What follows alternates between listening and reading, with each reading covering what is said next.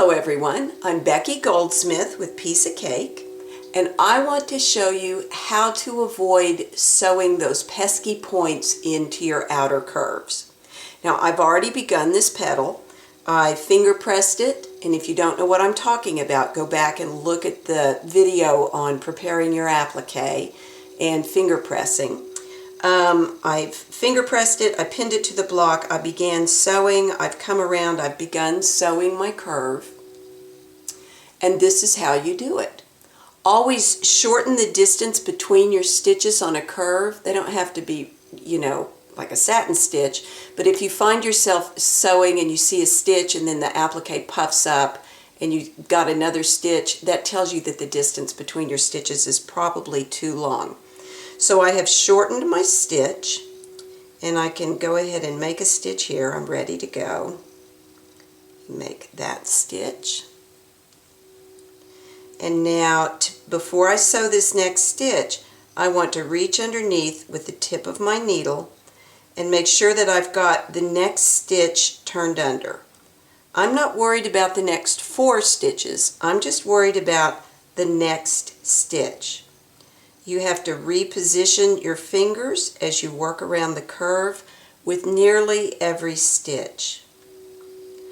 The problem happens here when we get impatient and want to turn under more than one stitch at a time.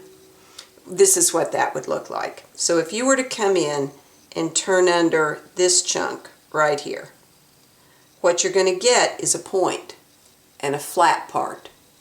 Well, you don't have to take that line down. You can fix this.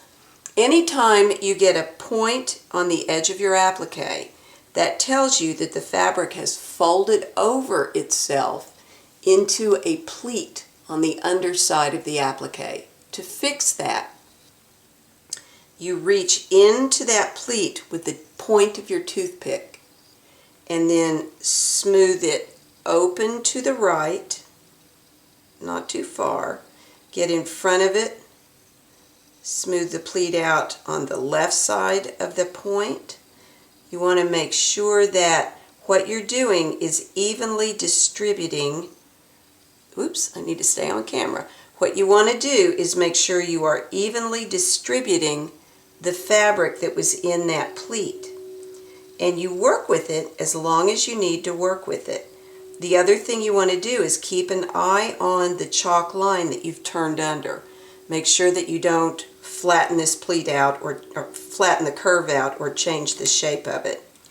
Once I've got the pleat smoothed out, and I can feel it with my holding hand that it is smoothed out, I'm going to go in. Whoops, I can hardly see where to put that. And I'm going to make my next stitch. And because I have smoothed out enough length here to take more than one stitch, I can do that. I can take more than one stitch. And I could almost take one more stitch, but I think I'd like to go ahead and start encouraging that next one to turn under.